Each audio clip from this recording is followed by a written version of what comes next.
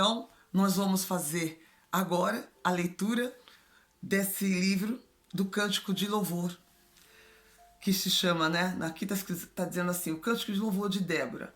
Débora foi uma mulher que era uma profetisa, que depois de outros 3 juízes que tomaram conta por um período, enfrentaram aflições, enfrentaram guerra, depois eles pecavam, faziam as coisas erradas, aí se redimiam a Deus, Deus perdoava, foi levantado um por vez até chegar agora na vez de Débora. Então, que grandes momentos de vitória você enfrentou? Você já venceu obstáculos desafiadores? Já, né? Os grandes momentos da vitória que você já enfrentou, você lembra? Você já venceu esses obstáculos desafiadores? Ou manteve-se firme quando poderia ter escolhido por causa do medo ou das dificuldades? Então vamos de novo, vou ler de novo para entender melhor. Que grandes momentos de vitória você enfrentou? Você já venceu obstáculos desafiadores? Ou manteve-se firme quando poderia ter se encolhido por causa do medo ou das dificuldades?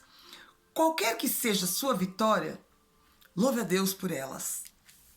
É claro que nem sempre o resultado é a vitória, nem sempre a gente tem a vitória. Deus quer, no entanto, que louvemos em tempos de derrota, que fazemos em tempos de sucesso.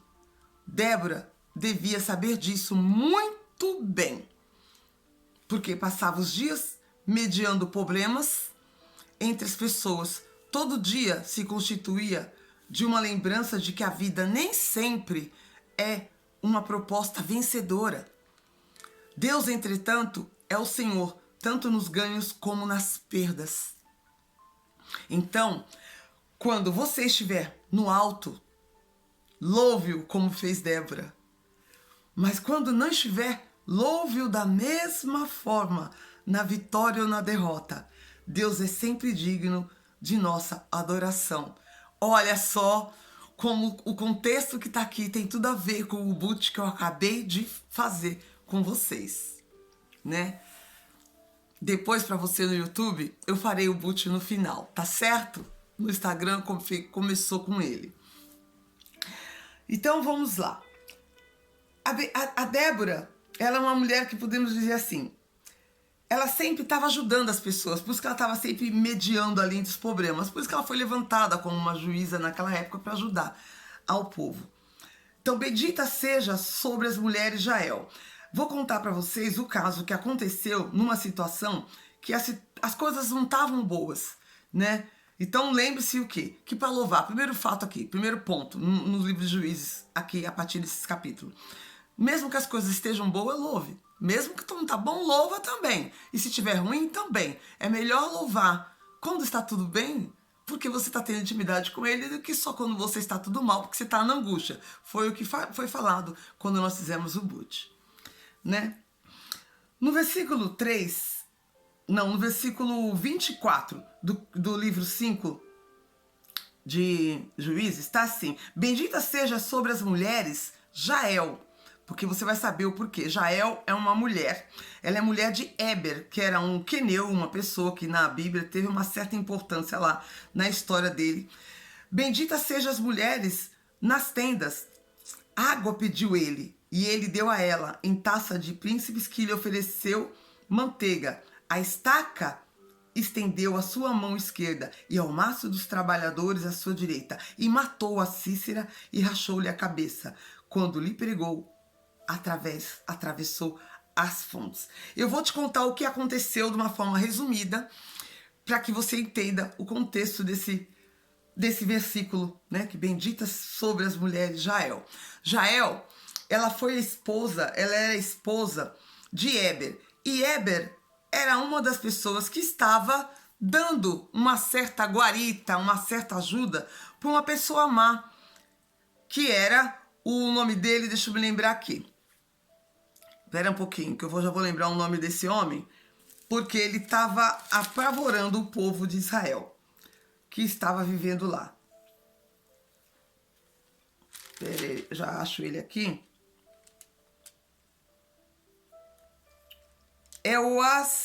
Começa com A o nome dele. Espera um pouquinho que eu já vou lembrar, que eu tinha marcado na outra Bíblia. Mas eu não vou ficar procurando nela agora, senão eu posso, ou talvez eu já acho aqui. Peraí.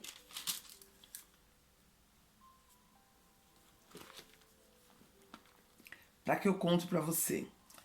É o Cícera. É o Cícera, não é a Síria, eu tava falando assim. É o Cícera, o nome do Cícera. O nome do homem é Cícera. Por quê? Ele era um general que estava querendo matar as pessoas. Só que Deus deu vitória para eles e Deus derrubou todos os carros, as carruagens daquele povo que estava lá lutando contra o povo de Israel. Eu vou ler para vocês um pouquinho para que vocês possam entender melhor. Jael mata Cícera. E saiu Jael ao encontro de Cícera, Débora, Baruque. Então vamos lá. Eu vou ler o capítulo para vocês que vocês entendam. Um pouquinho.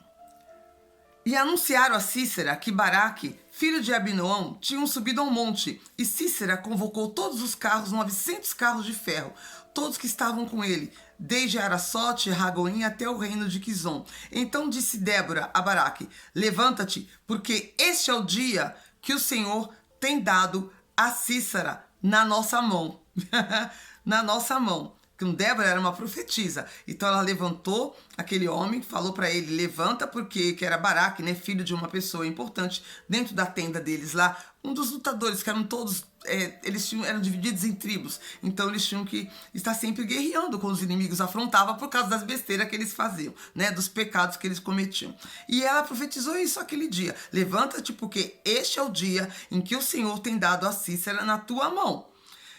Porém, o Cícera já tinha fugido quando, né, o Senhor derrotou ele lá. O Senhor derrotou, está no versículo 15 do capítulo 4. E o Senhor derrotou a Cícera e todos os seus carros de diante de Baraque. E Cícera desceu do carro e fugiu a pé. Esse general aí fugiu a pé. Ele correu. E Baraque o seguiu, foi seguindo ele. Baraque era o do povo de Israel que estava lutando contra Cícera. E ele fugiu, mas ele seguiu a ele. Porém, Cícera, que fugiu a pé, ele fugiu a pé para a tenda da Jael. Que Jael era a mulher do Hebron. Porque ele era um que cocheava, né, entre um e outro e se vendia para esse general aqui, tá?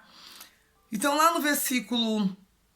Então ele fugiu e foi procurar abrigo na casa da tenda da mulher de Jael. Da mulher de Hebron, né, que é o nome dela, é Jael. E aí o que aconteceu? Jael saiu do encontro de Cícera e lhe disse: retira-te, senhor meu, retira-te para mim, não temas. Retirou-se para sua tenda e ela o cobriu com uma coberta. Então ele disse: me dá, te peço, de beber um pouco de água. Então ele, né, o general estava fugindo porque ele perdeu todos os carros, que Deus derrotou todos eles, né, ajudou todo o povo lá, os israelitas, né, o povo de Deus, a derrotar todos eles. E ele pediu água para ela. E ela falou aqui, ele falou: dá-me, peço de beber um pouco de água, porque eu tenho sede. Então ela abriu um odre de leite. Presta atenção nisso, eu vou explicar o porquê. E deu-lhe de beber e o cobriu. Sabe por que ela deu leite? Porque olha, no meio de um lugar, de um deserto, um lugar que tinha pouca recursos de água, eles tinham dificuldades em encontrar água ali. E ela dando leite, água para ele, ela estaria... Era uma coisa que quando a pessoa chegava, uma visita chegava na sua casa, você já logo oferecia uma jarra d'água, porque eles tinham sede. Eu soube isso vendo um estudo com uma pastora maravilhosa, que eu gosto muito dela, e ela explicou esse detalhe. Então eu tô compartilhando com vocês o porquê que ela deu o leite e não a água. Então, ao dar a água, se ela desse água para ele, ela estaria... honrando ele, estarão sendo feliz, gratificando ele com aquilo que qualquer pessoa naquele contexto, naquela situação, que estavam em guerra, que viviam em tendas, que tinham que buscar água a uma boa distância, carregar para casa, estaria honrando ele e dando aquele copo de água. Ela não, deu leite. Por quê? Porque ele não era uma pessoa bem-vinda, tá? Ele estava lutando contra o seu povo. Foi por isso então que ela deu leite, para não ficar sem dar nada. E deu-lhe de beber e o cobriu. Ele disse: põe-te à porta da tenda.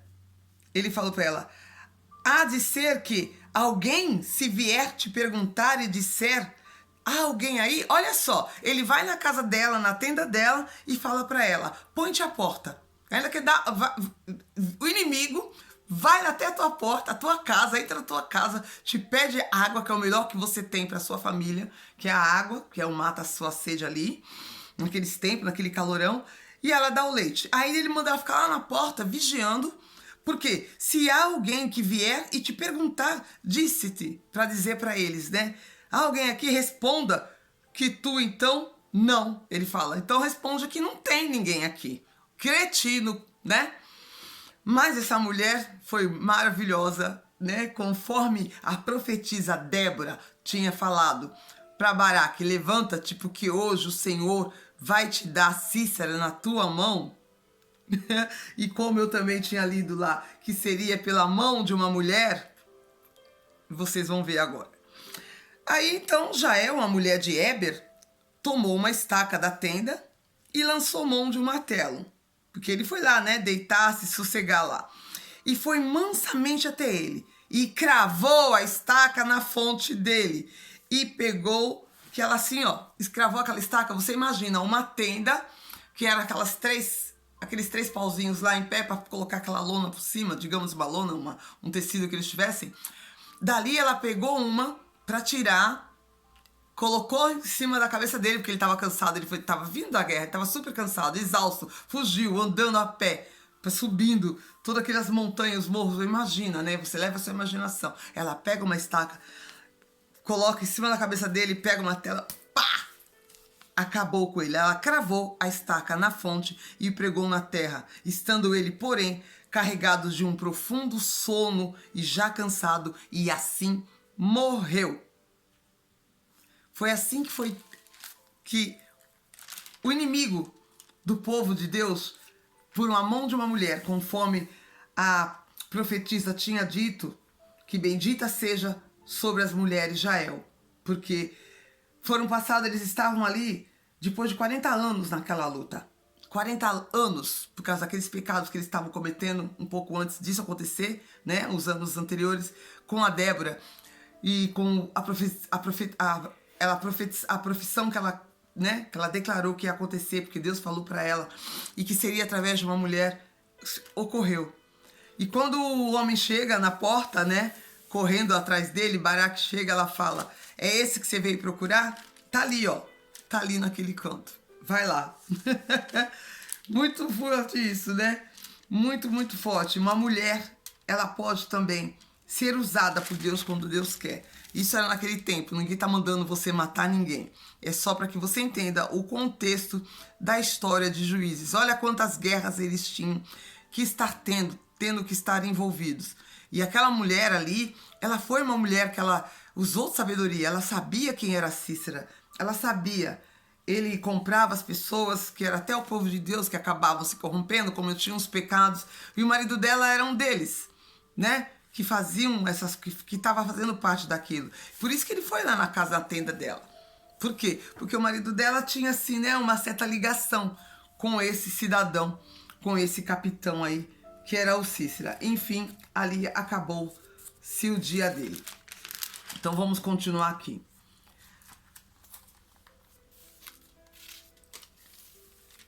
Nesse dia teve vitória, mas aí teve outra situação em Juízes, que também é muito conhecido, que é quando foi levantado quem? O Gideão. Gideão era um garoto, era um filho caçula de uma família, de uma das tribos de uma família muito simples, muito pobre lá, né? E ele não se sentia confortável com a situação que estava e se sentia revoltado. A revolta dele fez ele fazer e atrair para si que o Deus mandasse um anjo falar com ele. Então aquela revolta com a situação que você vive, quando ela ocorre, faz até chamar a atenção de Deus. Então eu vou contar para você um pouco, dentro do livro de Juízes também, outra pessoa que venceu outra guerra, porque o povo, depois disso, começou de novo a cometer certas coisas, e o anjo do Senhor chegou, estende o cajado e faz o que faz para Gideão. Vamos lá. Vou ler para vocês o capítulo, o anjo de Gideão. no capítulo 6, versículo 11. Então, o anjo do Senhor veio e assentou-se debaixo do carvalho, que está em Ofrá, que pertencia a Joás. E Gideão, seu filho, estava malhando trigo no lagar, para os salvados medianitas, outro grupo, outra tribo que ia contra eles. De novo, depois do que passou lá, com aquele povo que estavam tentando, né? O grupo de Cícera.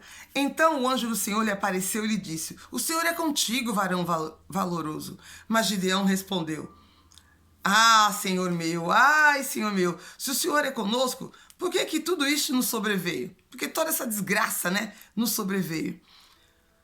E o que é feito de todas as maravilhas que os nossos pais nos contaram, né? Que os pais dele tinham contado, o que Deus tinha feito no passado, né?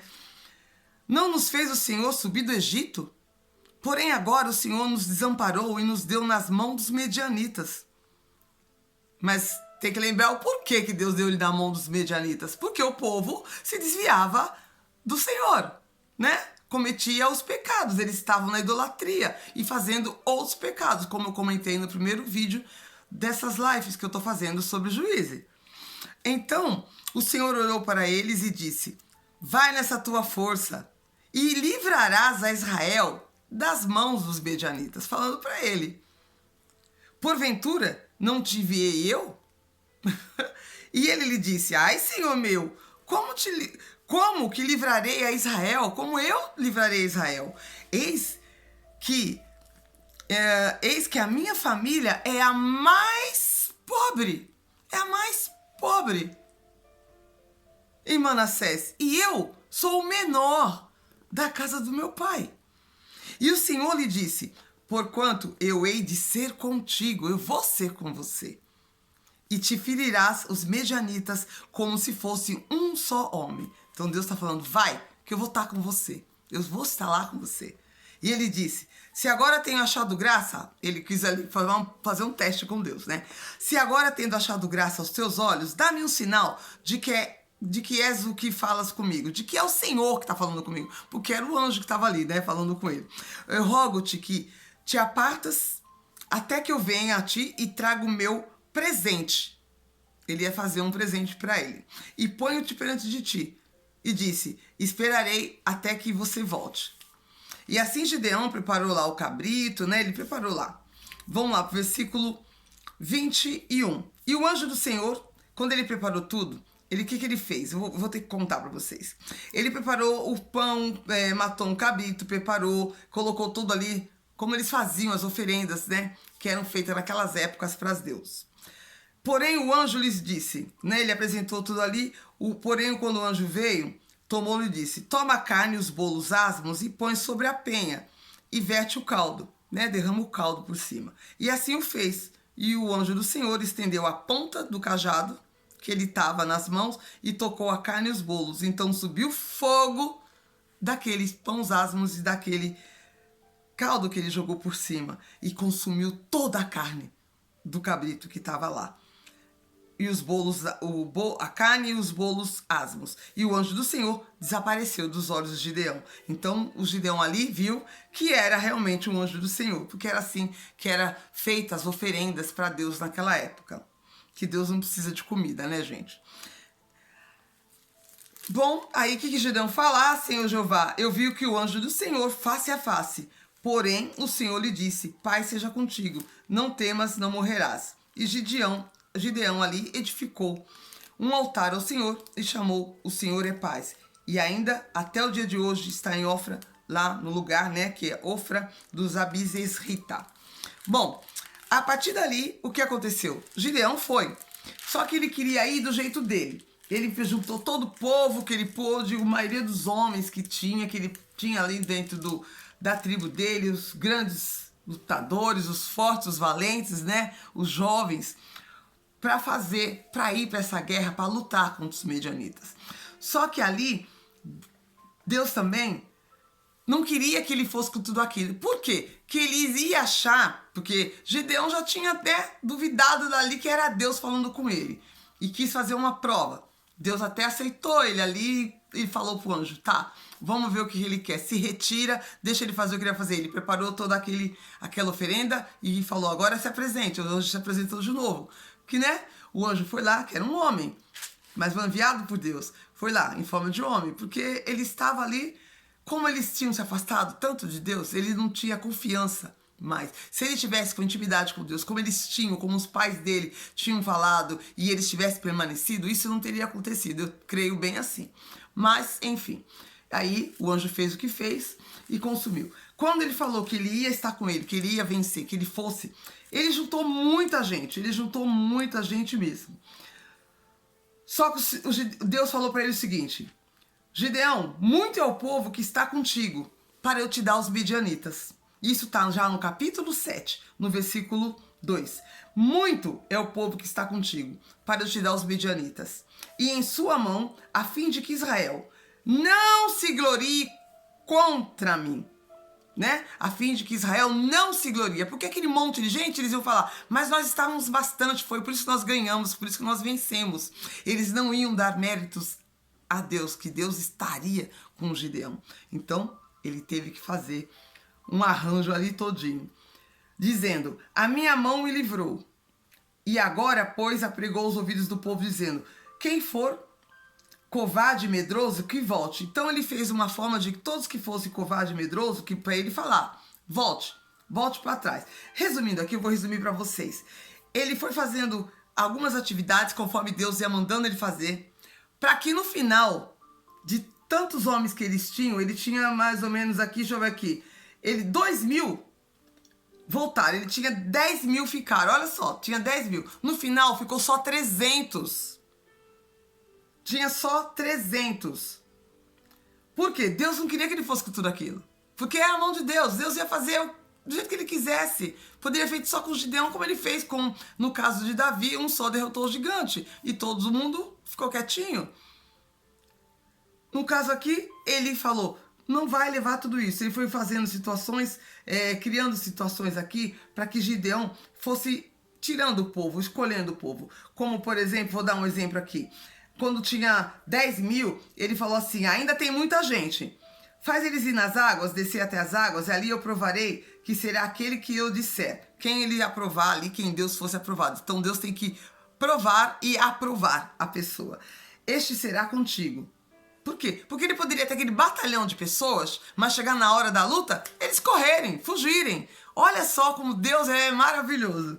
Por isso que ele fala para ele, então vai lá, manda agora esses 10.000 que ficou, vai lá, vai descer, ainda tem muito povo, faz eles descer as águas e ali eu te provarei que será aquele que eu te disser, este irá contigo e esse, porém, todo aquele que descer o povo das águas, então o Senhor disse, Gideão, qualquer um deles que lamber as águas com a língua, como lambe os cães, né? Pegar na água assim, como lambe os cães, porás à parte. E também, e como todo aquele que abaixar de joelhos para beber, todo que ficasse lambendo a água como cão, e todo aqueles que se joelhasse para beber.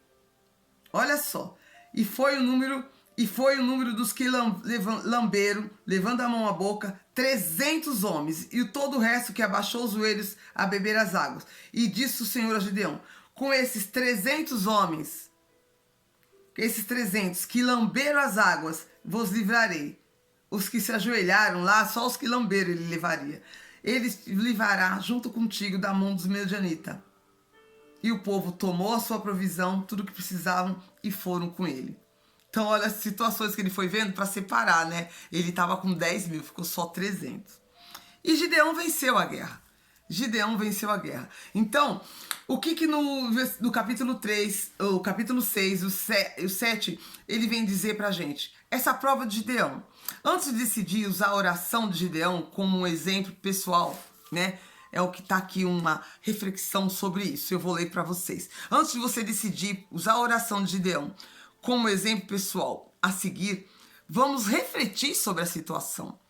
A situação que Gideão tinha, que ele pediu a Deus sinais de vitória, presta atenção. Antes de você querer fazer o que ele fez lá, que ele pediu sinais, né? Aí ele teve que, né? O anjo teve que vir, voltar aí, ele fazia aquilo, e ele queria sinal de que era Deus mesmo. Primeiro, uma porção de lã seca e depois outra molhada, né? Que foi a carne que ele preparou, os pães asmos, depois aquele caldo que teve que jogar. Depois a molhada foi a água lá. Ele orou desse seguinte modo. Ele orou desse modo ciente de que por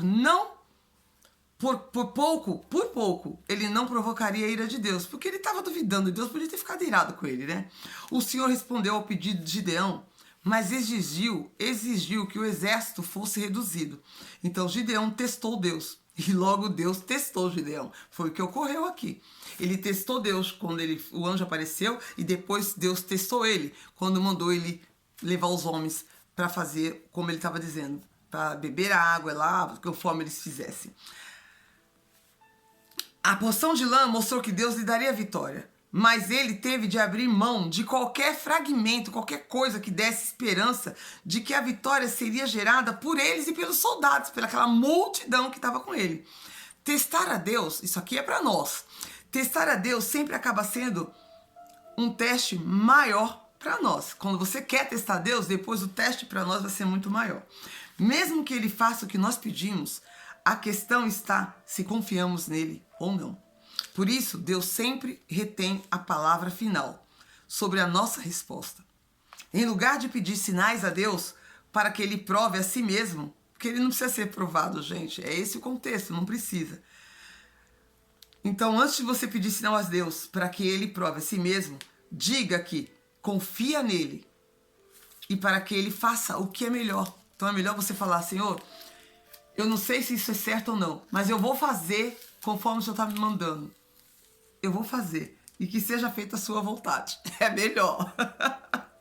É melhor do que fazer essa oração de Gideão, essa forma que o Gideão fez, testando a Deus, fazendo dessa forma. Porque depois, a prova que você vai ter que fazer para provar que você está com Deus vai ser muito mais difícil, tá? Vai ser muito mais difícil. Bom, e Gideão, ele vence os medianitas. Ele vence com os 300 homens, ele vence a batalha. Quer ver? Eu vou contar onde ele venceu as batalhas aqui. Ele foi espiar o povo. Eles atacaram à noite os inimigos que estavam todos lá dormindo. Eles atacaram eles. Foi assim que eles venceram os medianitas. Porque ele ouviu, entre eles, um dos medianitas contando de um sonho que teve. O sonho que ele viu que tinha pessoas que no arraial que estava chegando, né? O Senhor, que ele sucedeu que naquela mesma noite o Senhor lhe disse, levanta-te e vai ao arraial, porque tenho te dado da sua mão, e ainda temes. Ele disse, se ainda temes descer, por que você está temendo? Você vai lá por arraial e você vai ouvir o que eles dizem, porque o Gideão ainda estava temendo, mesmo com tudo aquilo, com os 300 homens, porque ele ainda, você vê, duvidar é complicado, né? Mas, porém, Deus falou para ele, tá bom. Quer ver? Ó? Porém, 300 homens reteve e estava o arraial dos medianitas abaixo lá no vale. E sucedeu que naquela mesma noite o Senhor disse para ele, levanta-te, desce até o arraial, porque o tenho dado na tua mão, eu já tenho te dado, ele está na tua mão, desce lá. E se ainda temes, Deus ainda fala, se você ainda teme, está no versículo 9 isso, no capítulo 7. Se você ainda teme descer, desce tu e o teu moço, pura ao arraial e ouvirás o que dizem. Então se esforçarão as tuas mãos e descerá ao arraial. Então desceu e ele com o seu moço, o moço Pura é o nome dele, até o extremo das sentinelas que estavam no arraial. E os medianitas, amalequitas e todos os filhos do Oriente que jaziam naquele vale de gafanhotos, como gafanhotos em multidão, eram inúmeros. E os seus camelos eram muitos, como a areia que há na praia do mar em multidão. Chegando, pois, Gideão devagarzinho, eis que estava contando um homem ao seu companheiro um sonho, e dizia, eis que sonhei com um pão de cevada torrado. Ele rodava pelo arraial dos medianitas e chegava até as tendas e feriu e caíram e as transtornou de cima para baixo e ficaram abatidas. E respondeu seu companheiro e disse, não é isso outra coisa, senão a espada de Gideão, filho de Joás, varão israelita. Deus tem dado sua mão aos medianitas e todo este arraial. Então, quer dizer, porque Gideão já estava lutando, já estavam tendo lutas. Mas aquele grupo, depois de certas batalhas, porque a luta não durava às vezes um dia só. Então, daquelas batalhas, aquele grupo dos medianitas, já junto com outro grupo, que estavam ali sentados naquele vale, né? Eles falaram, só pode ser Gideão. Olha só, um contando um sonho que teve para o outro, Gideão escutou, porque Deus mandou ele lá. Já que você ainda teme, você está temendo, vai lá, né? Pega a Pura, que era o servo que ele tinha, que estava sempre ao lado dele, e você vai ouvir. E ele ouviu aquilo. Então a explicação que o próprio inimigo estava dando, olha, Deus usou a boca do próprio inimigo para falar para ele escutar o que ele queria escutar. Ele estava escutando, espiando ali, ele não estava sendo visto. Levantai-vos, porque o Senhor tem dado o arraial dos medianitas nas vossas mãos. Então ele repartiu os 300 homens em 3 esquadrão e deu-lhes a cada um nas suas mãos buzinas e cântaros vazios, com tochas nelas acesas. Foi dessa forma que ele venceu eles. E disse-lhes, olhai para mim e fazer como eu vou fazer. Ele falou para o povo, os 300, o Gideão. Eis que chegado ao extremo do arraial, será como eu fizer, assim farei vocês também. Tocando eu, todos os que comigo estiverem, a buzina, então também vocês tocarão a buzina ao redor de todo o arraial. E direis, pelo Senhor e Gideão. Chegou Gideão com 100 homens, que com ele iam ao extremo do arraial ao princípio da vigília da meia-noite, havendo-se posto a guarda. Tocaram as buzinas e partiram os cantos que tinham nas mãos. Assim, tocaram os 3 outros esquadrões das buzinas e partiram, porque eram divididos, né? Foram divididos o grupo. Assim tocaram os outros esquadrões e partiram os cântaros. Tinham as mãos esquerdas, tochas acesas, as buzinas tocavam, exclamavam, a espada do Senhor e de Gideão. E ficou cada um no seu lugar ao redor do arraial. Então todo o exército deitou a correr, gritando, e fugiram. Eles fugiram. Fugiram. Pois as 300 buzinas o Senhor tornou a espada de um contra o outro. Quer dizer, um matava o outro, o próprio inimigo se matava um ao outro. E isso em todo o arraial. E o exército fugiu para Zerera, que é o nome do local, Zerera, até Betá, até os limites de Abel-Melão, acima de Tabate. Assim, Gideão, ele vence aquela guerra lá em Juízes. Gideão é muito falado, pregado em muitas igrejas. Eu lembro quando eu ia nas igrejas, na igreja eu ouvia muito a história de Gideão.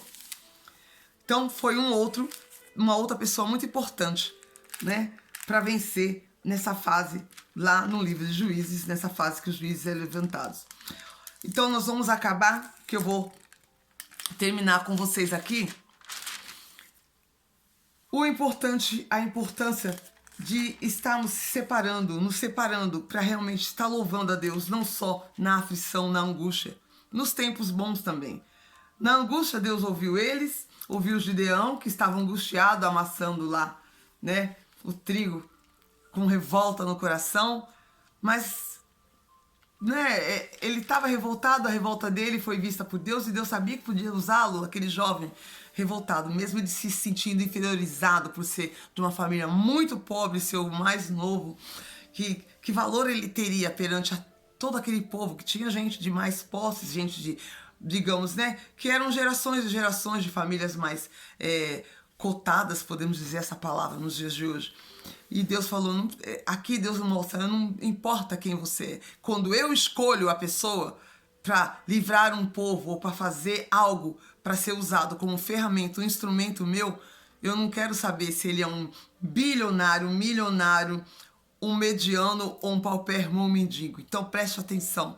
Deus não escolhe pessoa para levar a palavra ou a mensagem ou o que ele quer para você. Seja a pessoa que ele escolher, quando ele escolhe de acordo com o coração dessa pessoa, ou o que ela está carregando dentro dela. Ele estava ali revoltado com a situação, porque ele ficava lembrando o que os pais falaram dos antepassados e por que aquilo continuava até aqueles dias, eles estarem sofrendo tanto. Então, essa mensagem, ela vem para nós. Deus, ele não escolhe os maiores, ele pode escolher os menores. Escolheu Davi, que era o melhor da família, o menor, para se tornar rei. Você conhece essa história. Gideão, era o mais novo da família mais pobre daquela tribo. E foi escolhido para vencer o inimigo e livrar todo o povo de Israel da mão dos medianitas e amalequitas. Então precisa do quê? De ter realmente confissão dos pecados, andar perante a Deus, não ficar, porque eles pecavam muito, os povos nessa época, né? Por isso que eles pecavam, idolatravam e aí foram se perdendo no caminho, por isso que aconteceu tanta coisa. Confissão e arrependimento. No capítulo 10, a reflexão, no capítulo 10 de Juízes, fala muito sobre isso. Então, vou ler para vocês um trecho aqui, que está do capítulo 10, do 15 ao 16. Mas os filhos de Israel disseram ao Senhor: pecamos, faze-nos conforme tudo quanto te parecer bem aos teus olhos. Tão somente te rogamos que nos livres nesse dia. E tiraram os deuses alheios do meio de si e serviram ao Senhor. Então se angustiou a sua alma por causa da desgraça de Israel. Muito forte.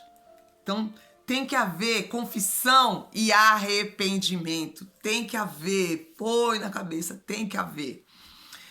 Eu vou repetir porque é tudo isso aqui.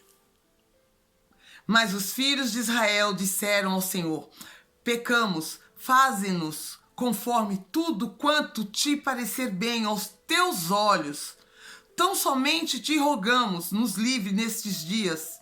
E tiraram os deuses alheios do meio de si e serviram ao Senhor. Então se angustiou a alma por causa da desgraça de Israel. Juízes 10, 15 e 16. O pecado nos separa de Deus. Essa é a pura verdade. Este trecho, né, esse trecho desse texto mostra como romper essa barreira e reiniciar, recomeçar um relacionamento reto com Ele. A primeira parte do processo, ela inclui confissão.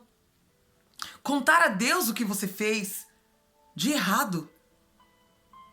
A segunda é o arrependimento, se arrepender do que fez de errado. Afastar-se dos erros. Os israelitas, eles confessaram que haviam adorado a deuses estranhos. Eles confessaram, abriram a boca deles para falar. Tem que abrir a boca e falar. Não adianta só pensar, ai Deus, eu pequei, eu tava lá adorando os deuses. Não, abre a sua boca e confessa para Deus. Confessa uns aos outros. Eu estava adorando imagens lá na minha tenda, escondi. Porque tinha uns grupos que faziam isso, tinham outros que não faziam. Porque não eram todos, mas por estarem todos juntos, um pagava pelos outros. Que eles eram só um grupo, uma só nação, podemos dizer assim. Então os israelitas confessaram que haviam adorado deuses estranhos, livraram-se deles, então dos ídolos, e serviram ao Senhor. Livraram como? Só pode ter queimado tudo, com certeza, era uma forma de se livrar deles. A não confissão dos pecados resulta na tentativa de esconder-nos de Deus. Isso é muito forte. A não confissão dos pecados resulta na tentativa de esconder-nos, a gente se esconder de Deus.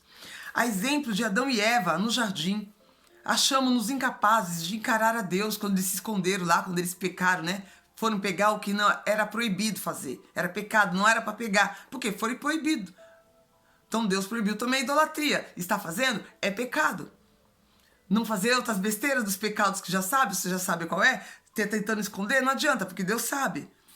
A questão, porém, reside no fato de que é impossível esconder-nos de Deus. É impossível. Quando ele for chamar Adão e Adão, ou eu creio assim também, cadê você e sua mulher? Ele sabia que eles estavam escondidos, que ele sabia, ele só chamou para ver, para dar uma oportunidade ali, para eles confessarem que tinham um pecado.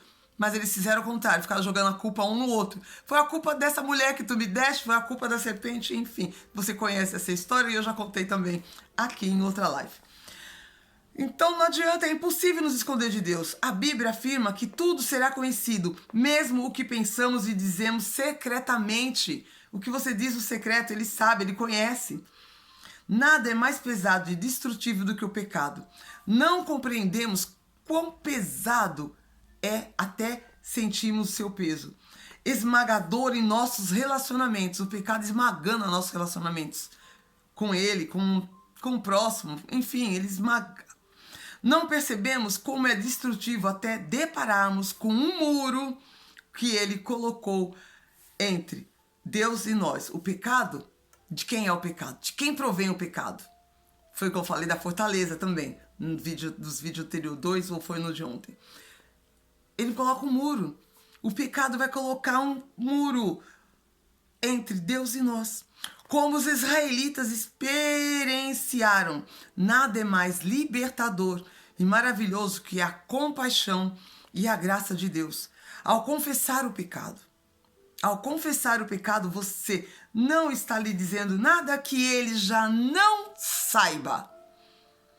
Deus quer que você se cientifique, que você se conscientize, se conscientizar de que o seu pecado, esteja pronto a se afastar dele. É o que ele quer.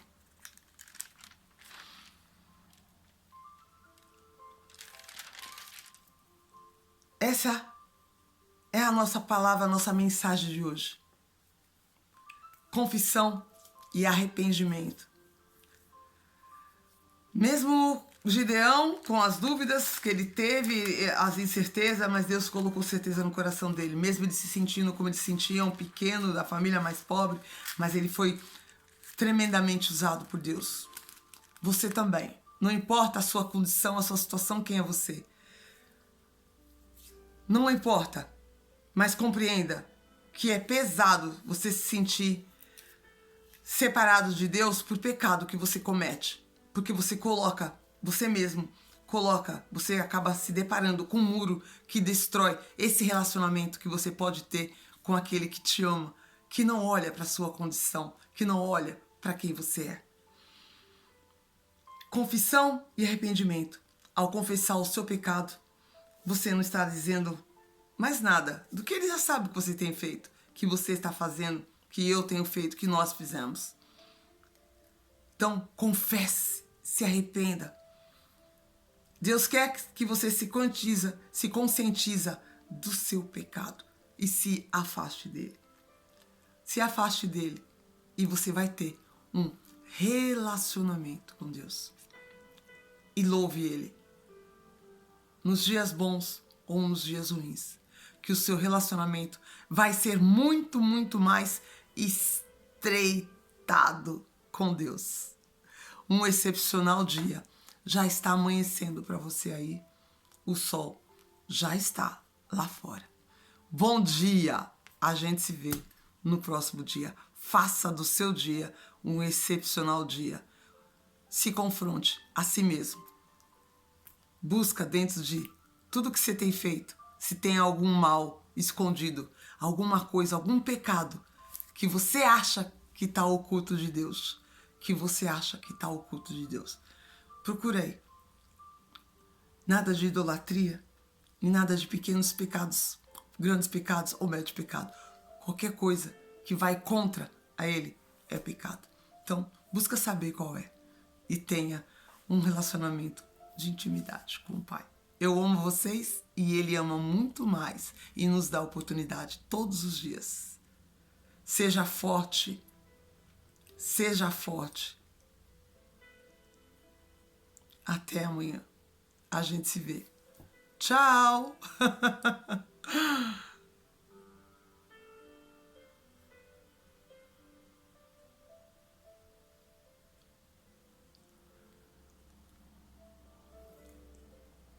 Ah, mas eu vou fazer o boot com vocês, né? Nós aqui no Instagram não, você no YouTube.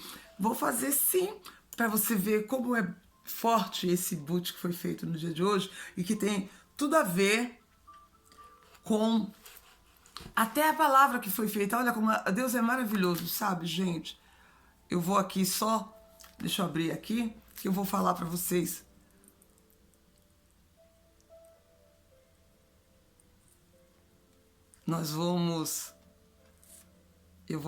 Deixa eu só logar aqui. Vamos lá?